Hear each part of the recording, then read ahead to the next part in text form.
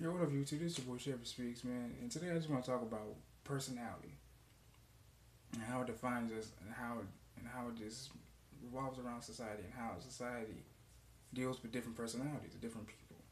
And by psychological terms, a personality is basically a consistent, unique characteristic of who we are in a nutshell. And throughout life, man, we all encounter different personalities. We have on ourselves, you know. And today I'm gonna break down what it really means to have a personality, bit by fucking bit. And here's what I mean. And here are the parts, and here are the pieces that make up the personality, so to speak. In some cases, you know, certain few parts of our personality, take over us. For example, the id, for example, is the part of the unconscious and personality that contains our needs, our drives, our instincts, and repressed material. Like that's basically what the id does, really. It's basically like our true. It's like basically like our truth for all kind of part section of our brain. The next thing you know, we have our ego, our beloved ego. Fellas, you know what the fuck I'm talking about. Our ego gets us in a lot of shit, and it tendency fucks a lot of shit too. Just to let you know, here's what basically a good example of the ego is. Every time we get something new, we gotta impress our boys sometimes. For example, like if you're out in the club with your boy or whatever, you hanging out and you chilling. That's you walk up to a girl. You switch the game. Hey baby, how you doing? My name's Elijah. What would you like? Would you like to come on with me? And she buzzes you off, man, right there in front of your boys. Now, being who you are, you're gonna feel some type of way about that. Then even though deep down you're brutally just embarrassed.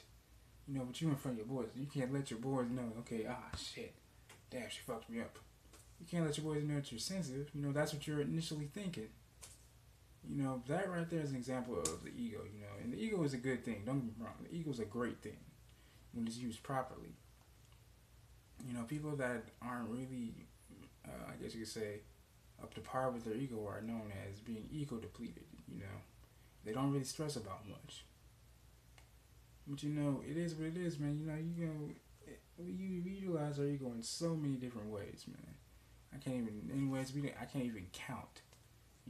Our pride gets in our way all the time. And there's two sides of pride. There's just not one, ladies or fellas. There's two. One I'm gonna go on today is what's called the successful pride. That's when you like, say for example, you're at a huge corporation. Your dream job, your dream career. You just got appointed the position of assistant manager. But no, better yet, you're basically now probably the GM now. You moved up to GM. Can you believe that? The GM. That's you right there, man. That's amazing. Now to get back to the core studies. The core studies, I'm sorry. And really define who you are. And when I say define who you are, I really mean that as a person, not by the mold or what you think someone wants you to be. Be who you are. For example, growing up as kids, our parents, mold us into what they want us to, as they should, in a proper, productive, civilized, law-abiding citizen, as they should. And as we get older, as kids, we begin to question our own what we grew up on, and I believe it's okay to question what you were brought up on. It's okay to doubt that. And that's a good, that's good for measure because you're growing, you're evolving. And I feel like sometimes people in general, they don't really like that. They become complacent. They become truly ignorant. And a lot of people misconstrue that a lot. People think ignorant just isn't knowing anything. No, it's the fact that you refuse to acquire anything new upon you into your intellect. And a lot of people do that. I've had my moments where I was truly ignorant. We all don't know anything. We're not all perfect. No one is perfect. We have to learn how to do that. We have to learn how to deal with it. Be open-minded, not closed-minded. You know. I was taught a long time ago, man. You know, my father taught me really, whatever the mind conceives, it'll shortly achieve. You know, and I still believe that to this day. Back to the question at hand. You know, define who you are, man. You know, who are you as a person? Who are you sitting right here, looking at your phone, your tablet, your computer, whatever you may have, watching this video? Who are you? What do you represent? What do you stand for? Many great people before us have many interesting, unique personalities. Stood for what they believed in, represented who they were, always showed who they were, despite what anyone thought of them. Courageous people, for example, you know, Mahatma Gandhi, you know, Martin Luther King Jr., Malcolm X, you know, just to name a few. You know, those people right there are like my true heroes. And I say that wholeheartedly because, you know, I studied them, you know. I studied them. You know, Malcolm X said, defend your fellow man, your fellow brethren, by any means necessary. Martin Luther King said, non-violent, non-violent. Gandhi, peace is gained without war, or something of that variation. But my point is, you know, throughout life, man, we have to represent who we are, not just by some social stigma or stereotype. And you know, I know there are people who are gonna fall into those cracks and everything like that. You know, and that's fine. You know, just as long as you know who you are, you represent that, man. You know, you have a sense of yourself. Speaking of which, I'm gonna go to the good page here in my notebook right here.